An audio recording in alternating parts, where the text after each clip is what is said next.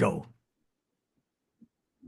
Hi, I'm author Tawnya Torres, and I write an array of genres. I'm going to start with Bloodless, which is my erotic horror novel. That one's really inspired by Peaky Blinders and also a little bit of Dracula and True Blood.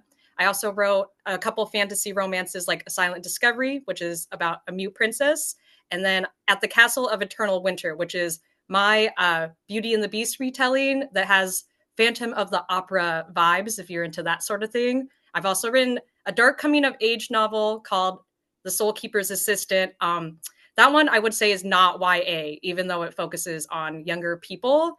And I also wrote a sci-fi thriller romance, The Heart of the Machine, which is inspired by the rapid technology growing with robots and also alien sightings. So if that's your sort of thing, that you may really enjoy that one, especially with all the recent sightings and findings. Now let's see. You didn't describe A Silent Discovery, did you?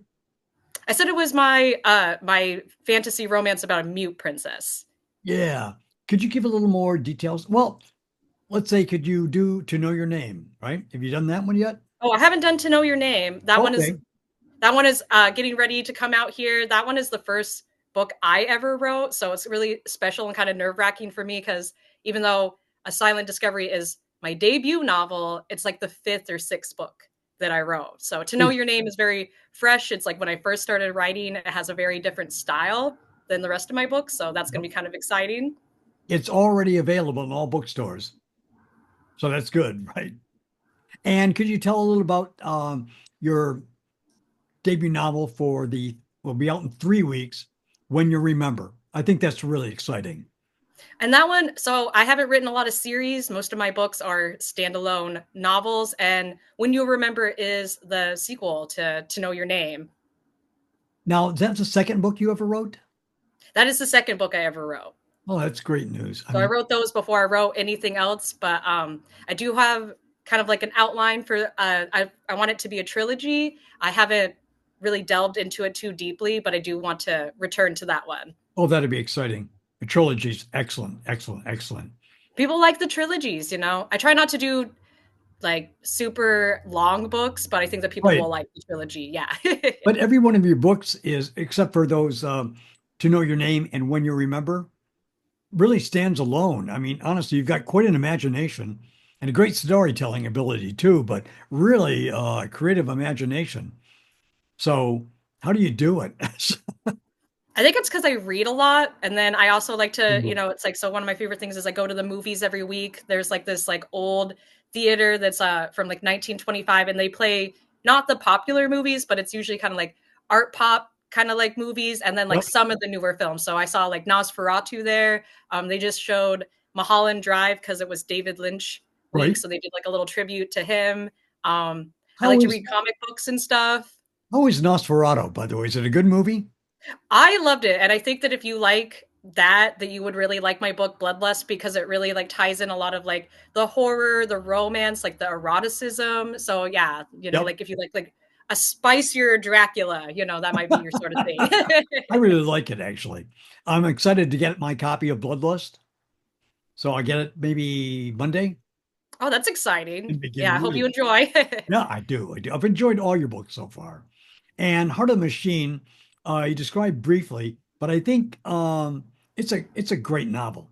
It's a great novel with a great plot. Like all your books have great plots and they're great writing style. So it's really worth your while to get it.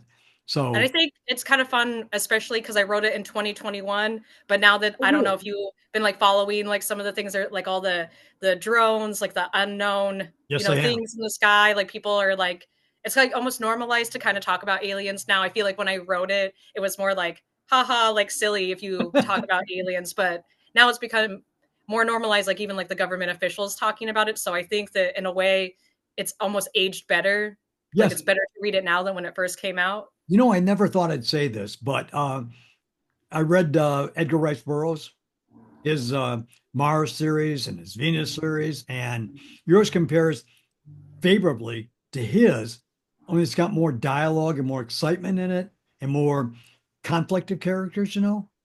not so much stereotypical characters either, because your characters are very, very complex.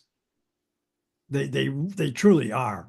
So Heart of the Machine is really an example of your complex characters at its best. Now, A Soul Keeper's Assistant, that is a really riveting novel. And it's got elements of I don't know how to describe it actually, but it's how would you describe it?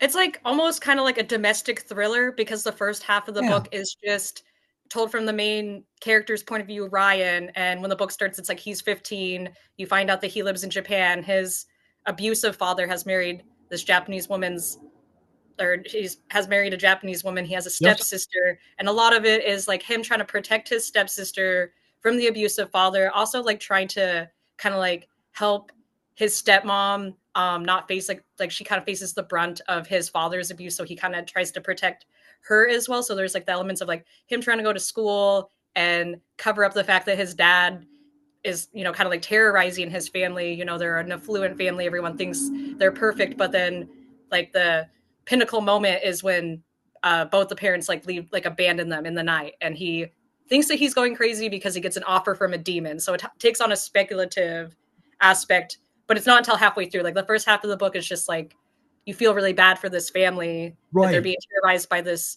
complete psychopath who's convinced everyone that he's a good guy, so no one questions The demon sort in of this what's book happening is in that really, house. can you explain the Japanese meaning of demon? So a lot of times, like people think like American culture, I think is like demons are bad, but like in Yes. a lot of Asian cultures, like demons are just like they're kind of just like part of like the world. Like like they don't necessarily have to be like a bad figure. It's just like something that is otherworldly. So when he meets Noboru, which is the demon in that book, he gets like offered like if you help get rid of bad souls, I'll give you money, and it's kind of like normalized in this world anyway that demons can ask humans for help. They can't like manipulate other people into doing things that they don't want to do, but they can kind of converse with humans, though So the not every novel, human always has contact with demons. so yeah, so the novel doesn't have occult overtones. It's got more of a, would you say, parapsychological thriller aspect to it? Yeah, it's like psychological because half the time Ryan is like, I don't even really know if what I'm seeing is real because I think that we all hold that like idea that like demons aren't real, angels aren't real, like other entities are not real. But here he is with like a credit card that every time he goes to pay for something, it works, and that's like kind of his only indication that he hasn't totally lost his mind. I think that's so funny that the demon gives him a credit card. So Yeah, it's like very kind of like comic booky in a it sense, is, like in like animes. Like I feel like maybe that wouldn't translate well like in a live action movie, but like in an right? anime or a comic book, it would be like very fitting for that sort of thing. And I think that also like thinking of books in different mediums has helped me write. So I would think of that as more like an anime style if it Yep. were to be made into something. I agree. That's really great. Now, in your novel, To Know Your Name, right? Could you give a little background on the characters in that? So that one also takes place in Japan, and it's about a wolf demon. So he's not necessarily a werewolf; he is a person, but he has to constantly fight what he calls the darkness. So it's like the darkness makes like the demons unable to speak, unable to act humanistically. So it's like the wolf demons think they're better than everyone else because they've retained like their humanity. Like they look human, they Right? can talk, but they're like very much into like they're kind of like almost like a cult in their own, like thinking that they're better than everyone. They live on the top of this mountain in intense wealth, and then Riku doesn't know anything about humans until like one day he disobeys his family and he goes to the bottom of the hill and he sees that humans aren't worthless the way that like all the other demons have told him, like they're just like insects, they're like nothing. And so he's not like a bad figure either. It's just it's like kind of like he is a human at heart, but it's like every time he kind of gives into the darkness, he gives into the rage, or he transforms into his giant wolf form, it's like he's giving a piece of himself to the darkness, which like makes it so that like he could lose his ability to speak, he could lose like his human consciousness. Right. Now, let's see. Riku is your protagonist, right?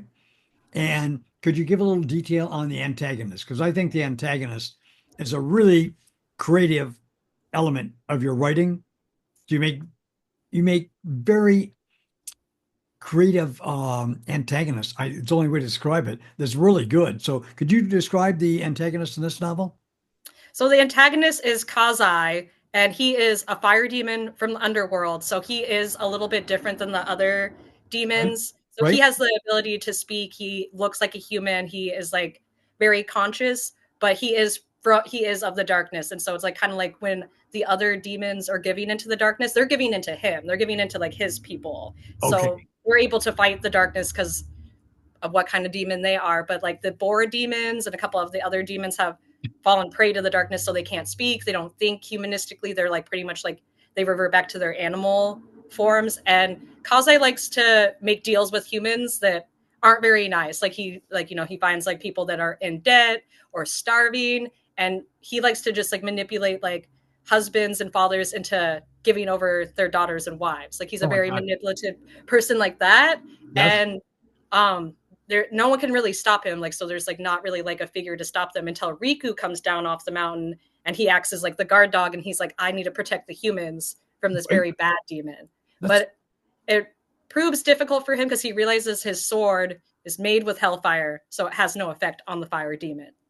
oh, that's wild. Let's see. Riku is a protagonist, of course, and he lives in the real world, right?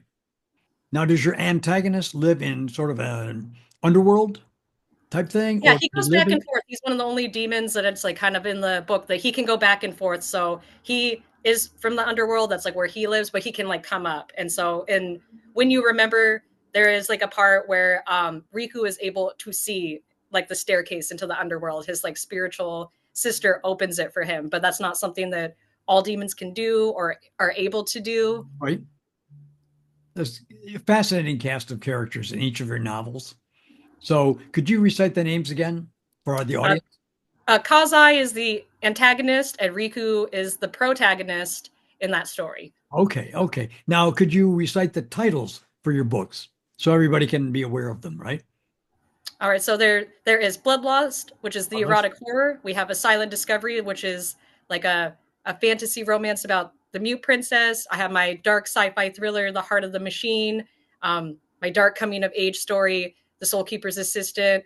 My Beauty and the Beast retelling, At the Castle of Eternal Winter, and then I'll have my Wolf Demon series, To Know Your Name and When You Remember, coming out here soon. that'll be very exciting, Tanya.